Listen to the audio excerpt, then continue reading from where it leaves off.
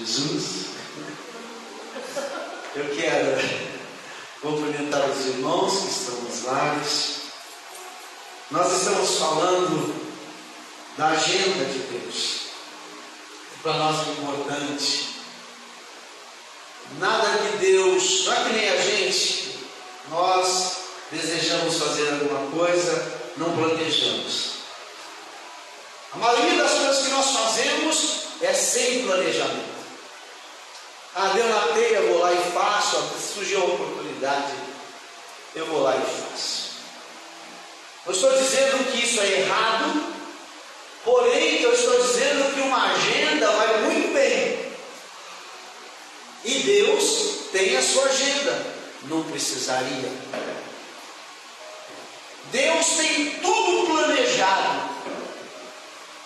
Quando nós olhamos o Antigo Testamento, nós vamos ver referências, coisas que para nós, cristãos, fazemos nas nossas vidas.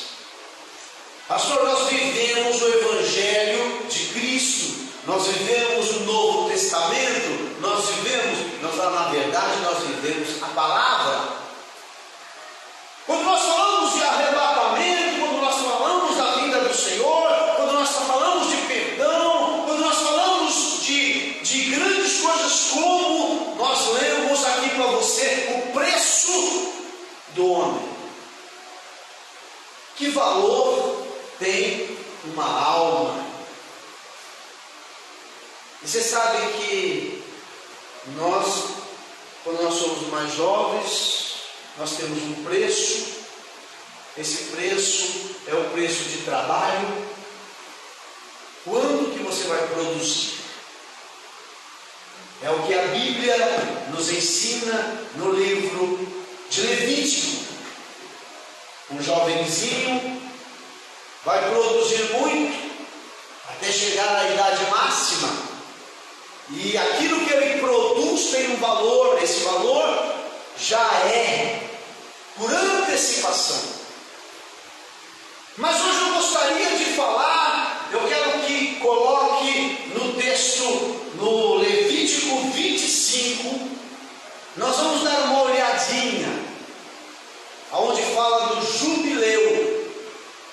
É importante para nós, porque tudo que Deus faz é organizado. Vocês viram agora, estive com o meu filho, ele veio aqui para me orar por ele, e ele disse uma palavra para mim interessante ali fora. Ele disse: tudo que eu pego o diabo rouba, tudo que eu consigo. Pai, eu trabalho muito, e ele realmente é muito trabalhador, só que na maioria das vezes ele fica sem nada, o diabo tira. Ele faz, o diabo tira. A palavra de Deus nos diz no livro de Ageu que é como um saquitel furado. Você já colocou dinheiro num saco sem fundo? Ele cai em cima, se coloca em cima e ele cai embaixo. Ou seja, olha que o Senhor quer abençoar aquilo que você faz, abençoar as suas mãos. Deus sabe a sua luta, Deus sabe o seu suor do dia a dia, os seus sonhos, porque ninguém levanta de manhã sem uma perspectiva, ou ninguém programa uma semana de trabalho simplesmente por programar. Não, nós queremos produzir, nós queremos ser abençoados. Olha que interessante, a palavra de Deus diz, vamos colocar na nova versão, porque é importante que os irmãos acompanhem e tenham uma melhor compreensão, e isso é bom para ambos os lados. Vamos dizer assim: no 50º ano, 50 anos. Se você for voltar um pouquinho na pregação anterior, eu falei do número 7. Eu falei da semana sabática, do Eu falei que o sábado era o único dia ao qual o Senhor deu nome. Nenhum outro dia, mas o sábado. Por que sábado? Porque sábado significa aparte-se para você ter um tempo com Deus. Todos nós desejamos, todos nós precisamos viver um tempo com Deus, para nossa renovação, para que a gente possa se sentir forte. Esses dias eu dei, a Cristina até falou assim, me vê esse vídeo, porque um homem ele dizia assim, olha, depois de muitos anos que eu frequento a igreja, se eu me lembrar de 2 ou 3 mensagens, é muito. Eu não vou mais para a igreja, eu não lembro mais. E aí alguém escreveu no rodapé da mensagem dele, escreveu assim, olha, eu conheço a minha esposa há 50 anos, e todos os dias ela fez comida para mim. E eu, se eu lembro de 2 ou 3, ou um pouquinho mais do que da comida que ela fez, é muito. Mas essa comida que ela fez todos os dias me alimentou, me fortaleceu e me deu vida até agora. Quando você vem para a igreja, talvez você não vá lembrar da mensagem, da comida, talvez você não vá lembrar de todas as mensagens que foram pregadas, mas aquela mensagem que você ouviu te alimentou, te fortaleceu, te deu ânimo e te trouxe, te firmou até a presença de Deus. Isso é importante. Por isso eu falo, meus irmãos, que a mensagem de ontem pode dar continuidade na mensagem de amanhã. E nós estamos falando do quê? Agenda de Deus. Deus tem uma agenda. E se você descobrir isso, você aprender isso, ou seja, Deus programou cada coisa no seu momento, no seu lugar, do seu jeito. E nós aguardamos, pois a palavra de Deus diz que Ele é fiel. Ele é fiel, Ele fez a sua agenda, Ele fez o seu plano, Ele fez o seu planejamento. E interessante, tudo o que Ele falou que ia fazer, fez. E se ainda não aconteceu, vai acontecer ainda, porque nós cremos que Deus é fiel. Glória a Deus. Glória a Deus. Aqui você vai ver 50 anos. Nós vamos fazer um cálculo: 7 vezes 7, 49. Mas temos um ano. Temos um ano a mais. 49 para 50 é um ano.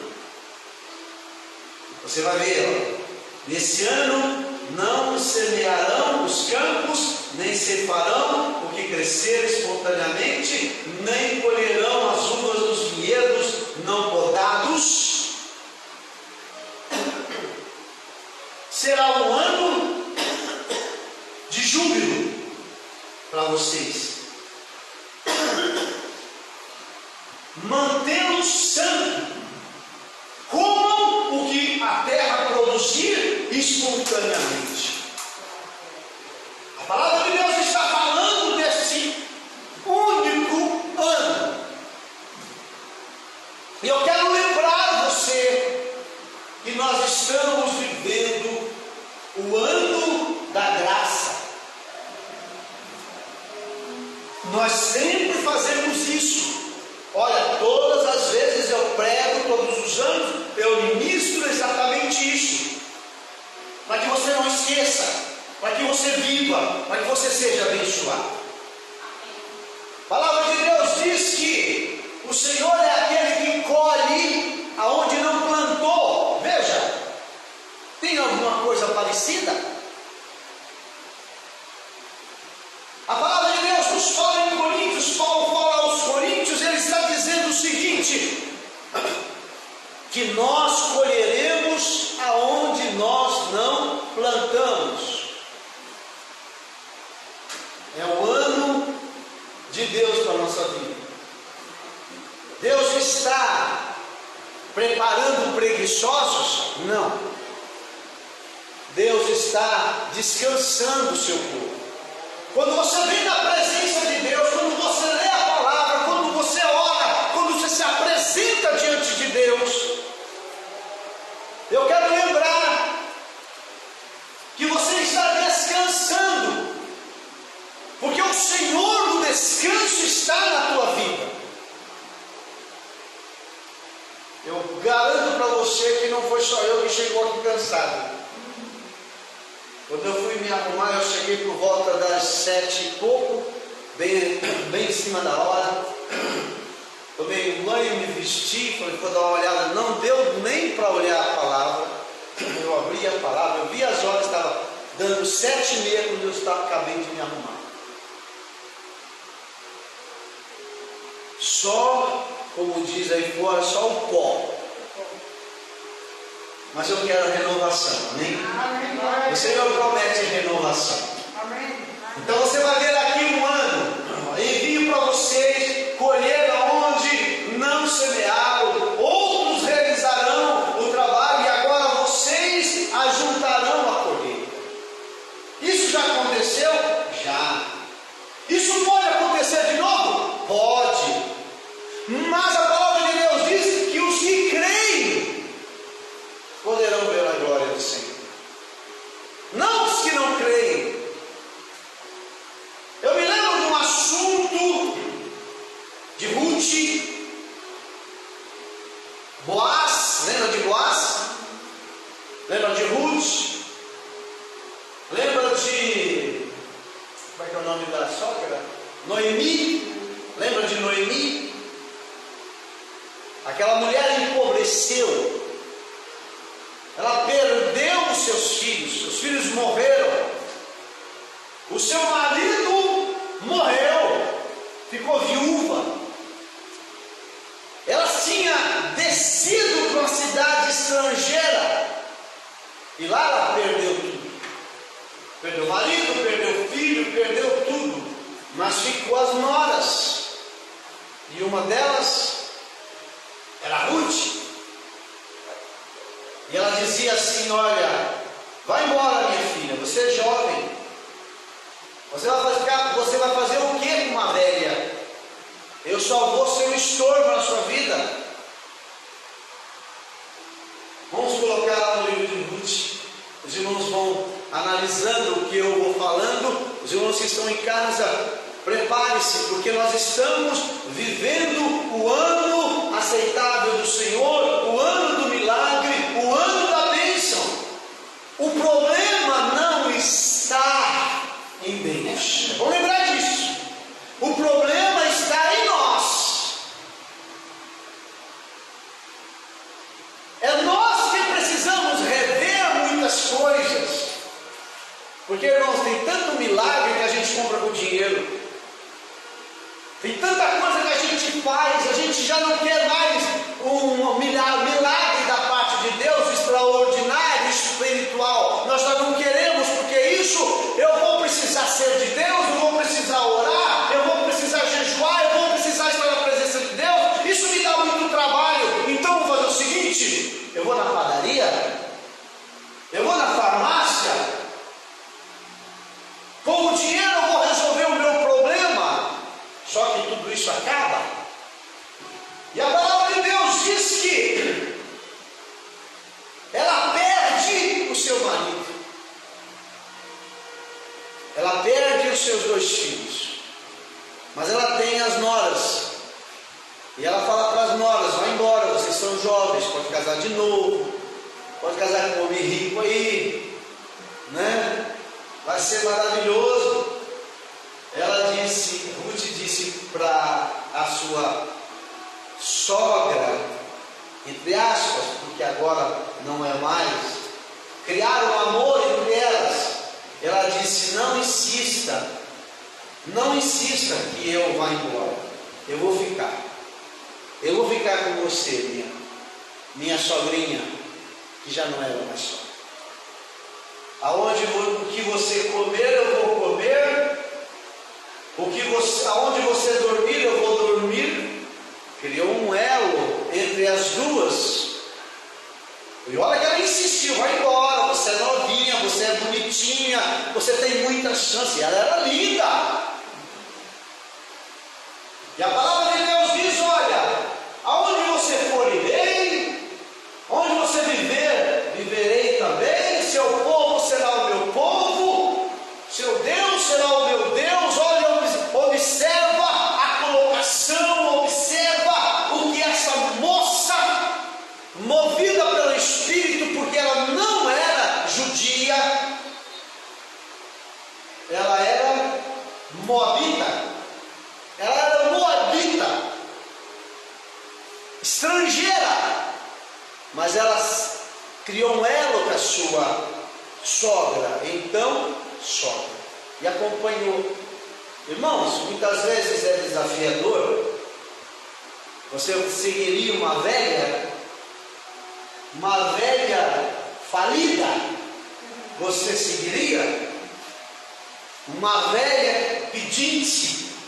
Eles voltaram para Belém, diz a palavra que elas voltaram para Belém, e eles não tinham o que comer, não tinha. E ela então disse, eu vou rebuscar. Rebuscar significa colher as sobras dos ricos. Muitas vezes nós vivemos isso. Nós vivemos de sobras.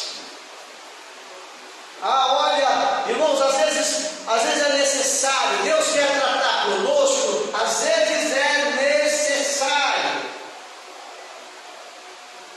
Eu estou falando isso porque eu estive com meu filho agora há pouco. E ele dizia, pai, que caminho eu tomo, o que eu faço? Eu disse, o seu problema não está aonde, com quem, o que você vai fazer. O seu problema é com você mesmo. Nós somos nossos inimigos, irmão, nós. E essa moça então, a palavra de Deus diz que ela saiu para rebuscar, para colher sobras. E ela disse que eles iam viver, e viveram por um tempo de sobras. Mas é importante você lembrar, meus irmãos, que Deus, Ele sempre tem o melhor para nós. Observa essa frase, o seu Deus será o meu Deus. Olha a diferença. Eu quero servir esse Deus seu, esse seu Deus aí. Olha, eu quero conhecer esse Deus, eu quero viver esse Deus. E para isso ela ia dormir, talvez, na palha. Por isso ela ia viver de nada, porque ela, irmão, deixou seus pais na cidade estrangeira e agora estava seguindo a sua ex. Posso dizer assim? Sogra.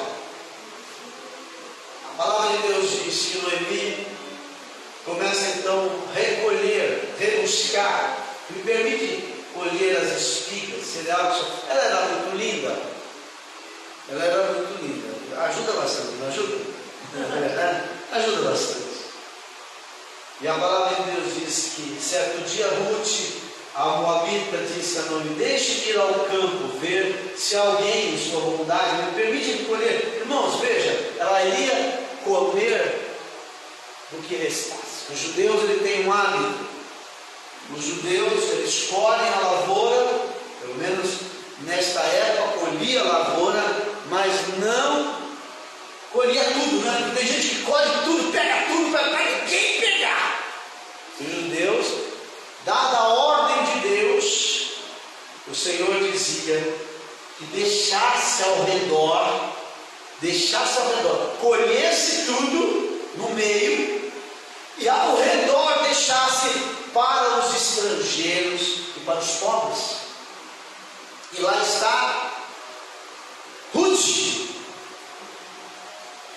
se aproveitando de de uma lei estabelecida por Deus. Por isso que nós, irmãos, crentes na servos de Deus, precisamos sempre lembrar, né? Porque às vezes nós queremos tudo da nós, né? Mas o Senhor, Ele dá essa possibilidade de nós abençoarmos. A palavra de Deus diz então que ela foi, ela colheu, ela viveu o primeiro dia, né? O Senhor, Boaz, para você ter, para mim aqui, resumir, Boaz era um homem muito rico. E ele era aquele que ia comprar. Lembra que nós lemos no texto? Nós lemos no texto do Levítico 27. Cada vida tem um valor, tem um preço. Você tem um preço. Nós temos um preço. O diabo sabe o teu preço, mas Deus também sabe o teu preço. Glória a Deus! Amém, irmãos? Deus sabe o seu preço, quanto que você vale. Nós notamos aí então que ela vai, esse Boaz, esse senhor, esse dono, era um parente próximo. E ele podia comprar as propriedades de Ruth. Ruth tinha, Noemi tinha muitas propriedades. Ele podia comprar todas as propriedades. Porque não é que nem hoje, né? Hoje você comprou uma propriedade e você vende, não é verdade? Ali naquela época não era diferente. Se você tivesse uma propriedade, você teria tudo. Que é importante lembrar, tinha que ter alguém para lavrar a terra, para cuidar da terra. Isso é importante. Ela tinha, Noemi tinha os seus filhos, tinha o seu marido, tinha propriedades. E Boaz, então ele tem um encontro com essa moça. Ele casa, para resumir, ele casa com essa moça. Ele compra, né? No tempo, nesse tempo era difícil, né? Você já viu o sapato, né? Tem gente aqui que o sapato não serve para nada. Nesse tempo, o sapato era uma prova. Aí, amor, pega essa parte aí do sapato, né? Ele ia na praça, tinham duas pessoas. Eu até convido você a ler, porque você não tem entendimento completo, mas como é crente, é servo de Deus, você precisa entender isso. Eles tiravam o sapato para dar a palavra, né? Algum tempo atrás era o bigode, né? Olha, é que o bigode aqui está a minha palavra. Hoje ninguém tem palavra, não é verdade? Hoje ninguém tem palavra. Mas olha que interessante, eles tiravam o sapato para confirmar um acordo. E Boaz era das pessoas, parentes mais próximos, porque tinha o direito de comprar as propriedades. E Boaz, você vai ver aí, pensei que devia falar com você a esse respeito, era o outro, né? Para que você a resgate. Resgate quem? Resgate Noemi, Ruth. Caso tenha interesse, se quer a propriedade, compre-a na presença das autoridades do meu povo. Se não tiver interesse por ela, diga-me logo, porque depois de você sou eu o resgatador mais próximo. O homem respondeu: está certo, eu resgatarei a propriedade. Quem casasse com Ruth, levava a propriedade. Aí você fala, a propriedade era tão cara, a fazenda era tão cara, que dá a entender isso. Na verdade, a propriedade era de Noemi. E o resgatador, um parente mais próximo, qualquer um, poderia ser o parente mais próximo, né? Por exemplo, eu tenho parentes próximos, e esse tem o direito, né? Eu sou muito rico, claro, né? Claro, sou muito rico, então o que acontece? O meu parente mais próximo vai herdar a minha riqueza, ó glória! Percebeu? Só que a palavra de Deus diz que o outro resgatador não quis comprar.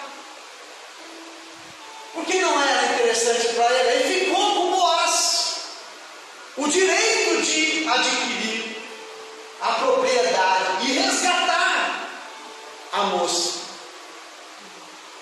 Você vai ler essa história que é interessante, parece estranha, né? Porque ela dorme, ela vê o cara dormindo num determinado lugar, ela deita aos pés dele e quando ele acorda, ele vê ela deitada aos seus pés. Hoje não deita aos pés não, né? Hoje deita mesmo na cama, transa e tudo, né? E Boaz, ele simplesmente ficou constrangido. E agora o que eu faço? E aí sim, dá todo esse processo. Mas o que eu estou querendo dizer para você, meu amado, é que no planejamento de Deus acontecem muitas coisas na palavra, a palavra revelada para nós, que nós muitas vezes nós não entendemos. Hoje, Jesus é o nosso resgatador, o nosso parente mais próximo, aquele que nos resgata, aquele que nos comprou você, libertou você. Você vê que interessante, né? Ele comprou você, mas ele não te explora, ele te dá liberdade. O que você quer? Olha, todos nós somos escravos. Perante a Bíblia, todos nós somos escravos, servos. Ou nós somos escravos do diabo, ou nós somos escravos de Deus. O diabo, ele oprime, ele persegue, ele explora.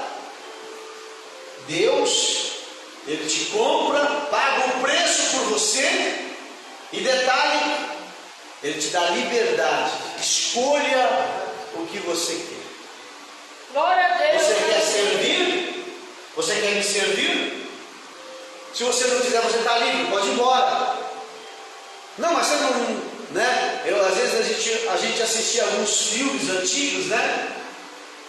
Eu lembro de um filme onde uma certa pessoa libertou de um açoite um escravo, e o escravo se sentiu devedor daquela pessoa e o seguia. Ele falou: não, pode ir, você está livre, pode ir embora. Não, mas eu quero ficar com você, eu tenho uma dívida com você. E ele dava a sua vida, ele fazia de tudo para agradar o seu Senhor. Eu estou falando do filme. Mas se você for analisar, quando você aceitou Jesus, você vê que Jesus não te explora. Você vê que você vai para a igreja se quiser, você ora se quiser. Por isso que Paulo fala: o seu amor, Senhor, me constrange. Você sabe por que eu sirvo a Deus? Eu não sou explorado, eu faço por amor. Eu estou aqui, vou louvar o Senhor por amor. Eu vou engrandecer o seu nome por amor. Por quê? Porque Ele me pagou o preço pela minha vida. Glória a Deus. Quando você olha esses textos aí, você percebe, você passa a conhecer melhor a mente de Deus. Boaz foi o resgatador de Ruth.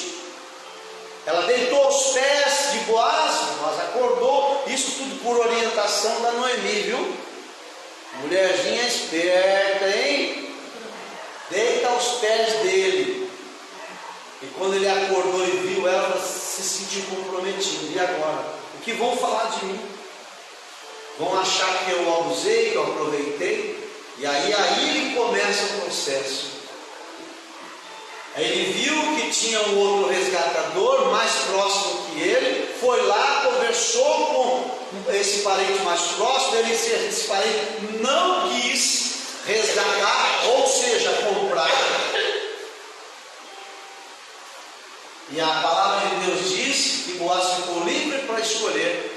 E nós sabemos que a história não para. Boaz foi o avô de Davi. Você vê que nós somos filhos de Davi. Você vai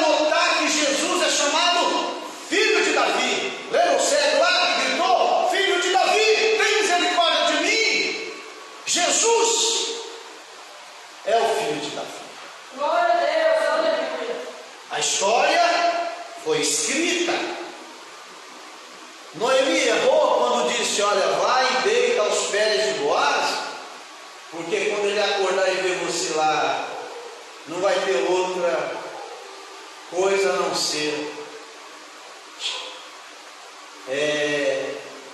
a desejar em casamento. Nós sabemos que tem coisas que são estranhas, mas nós vemos a história sendo escrita, Deus escrevendo a história, Deus fazendo a sua agenda. Daquele dia em diante, não faltou alimento para Noemi. Ruth ficou rica, uma moça linda, maravilhosa, teve um filho. E você vai notar que a honra de Noemi, né? Porque Noemi depois ela fala, né? Que é uma honra dele, né? Olha, ele te será por restaurador da alma e nutrirá a tua velhice, pois tua nora que te ama te deu a luz e ela te é melhor do que 7 filhos. Nós estamos falando de resgatar a honra. Ela ia morrer, ia ser uma velhinha sem filhos, ela ia ser uma velhinha esquecida, e a história ia ter uma ruptura. Estranho como Deus escreve as coisas, mas você vai notar que essa história se assemelha à nossa história.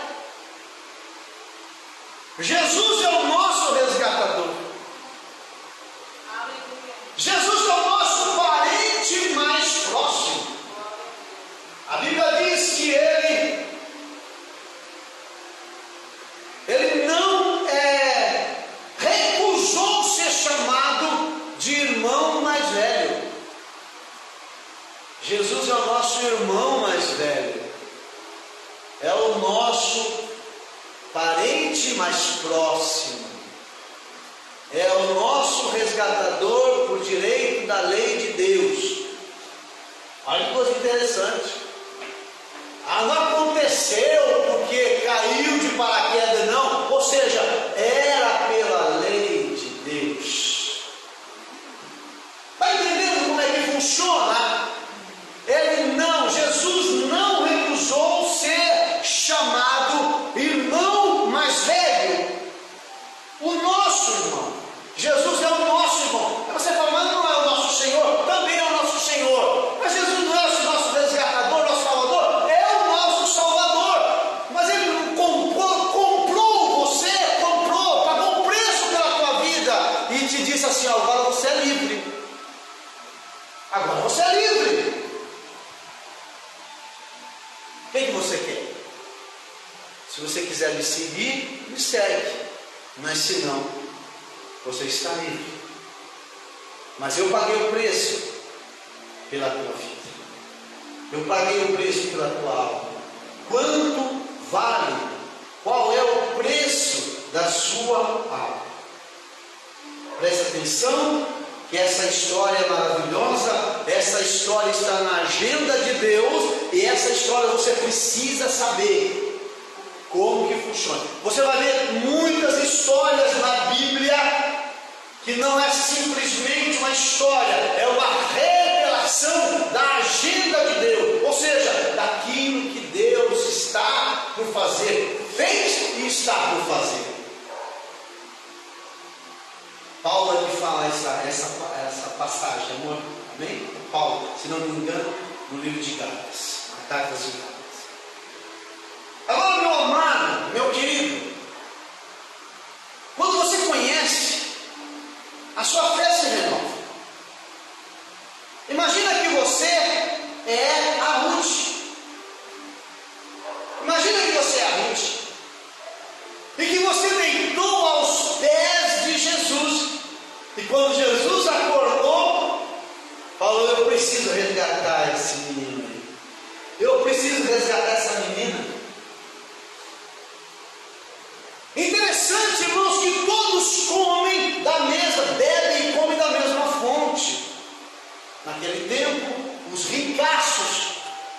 pessoas bem-sucedidas tinham o poder, tinham o direito de comprar escravos, mas não podia explorar. O povo de Deus tinha muitos escravos, mas não explorava. Jesus dizia, a lei dizia, não explore os seus irmãos, não explore, porque você também foi resgatado. Sim? Sois filhos todos sois filhos de Deus pela fé em Cristo. Não. Amém? Mas nós vamos se ajeitando e a gente consegue chegar lá. Preste atenção, meus irmãos, que eu quero agora voltar para os dois textos. Eu quero voltar para o texto de Levítico, para esses 5 minutinhos, fazer essa associação, essa ligação. E você vai entendendo, você leva para a sua casa, anota, lá na sua casa você estuda, você analisa, você vai perceber que história maravilhosa. A história que nós precisamos saber. Nota que Noemi, ela vai para Moabe, que havia prosperidade lá. Ela desceu, saiu de Belém, da casa do pão, porque Belém significa casa do pão. Ela desceu, saiu de Belém, porque estava tendo fome em Belém. Ela desce para Moabe. Para Moabe, ela, os seus 2 filhos e seu marido. Lá, os seus 2 filhos morrem, o seu marido também morre. Ela fica viúva e sem filhos. O nome dela ia ser esquecido. Na maioria das vezes é o que acontece com a gente.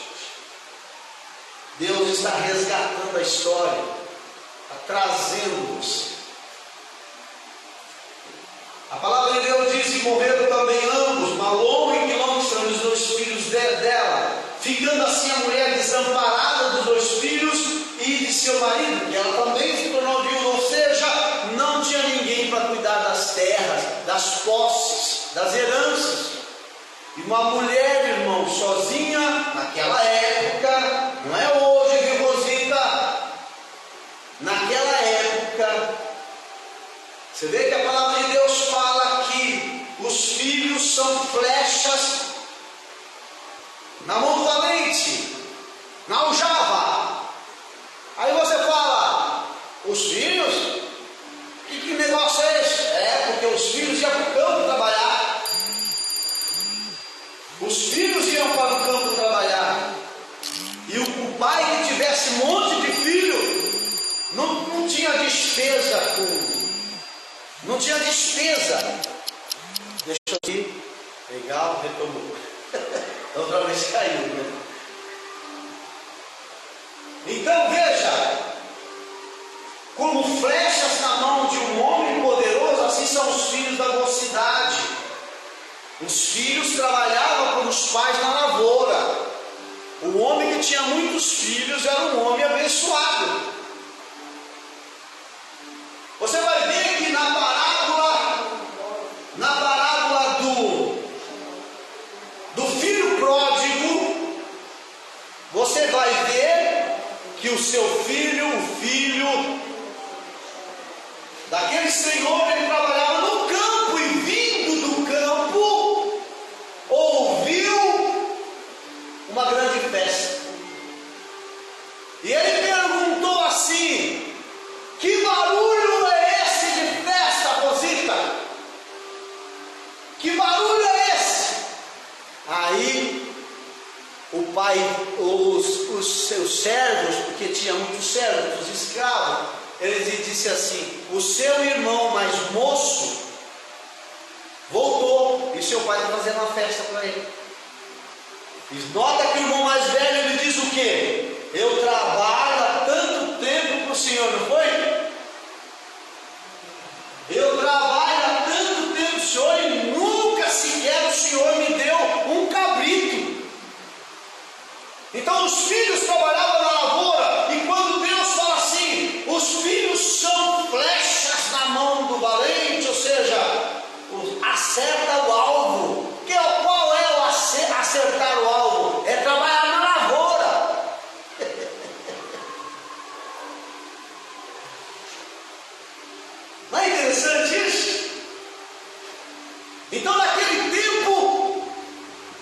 As pessoas que ficavam pobres iam trabalhar com seus irmãos. Não é para ganhar nada não, salário não, comer, beber, criar seus filhos. E tem pessoas que ficavam até ricos, tinha escravo que ficava até mais rico que o patrão. E Deus falava que isso podia acontecer.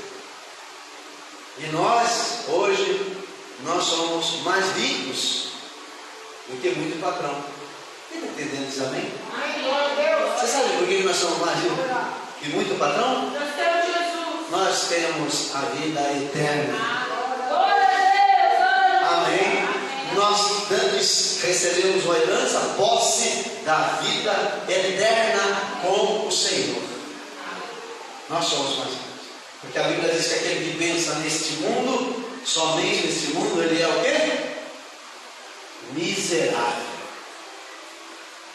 Então, nós somos mais ricos do que patrões. Aí você vai notar, olha que coisa linda, maravilhosa, né? Os filhos trabalhavam na lavoura com os pais. E os pais, você vê que o filho mais moço, ele diz assim: me dá a minha parte, não é isso? Me dá a minha parte que eu vou embora. O pai deu a parte dele e ele foi embora. Ele gastou, esbanjou com mulheres, quebrou a cara e depois voltou. Essa é a história, você conhece. Mas o que eu chamo a atenção de vocês é que a Bíblia, ela entrelaça, as histórias entrelaçam. E você precisa entender que uma história entra em outra história, as histórias vão se entrelaçando e vão se explicando. Por isso eu estou falando do jubileu, tempo de júbilo. E eu disse para você que nós estamos vivendo o ano aceitável do Senhor, o ano de descanso do Senhor. Amém? Eu vou aqui passar para vocês, eu vou ficar até dezembro aqui ministrando essa palavra. E eu vou ajuntar muitas histórias para você ligar em outras histórias, para você entender a mente de Deus e compreender como que Deus age. Para você tomar posse da agenda de Deus, né? Você vai ver ali 50 anos. Aí você vê, nós falamos domingo, né? Nós falamos domingo do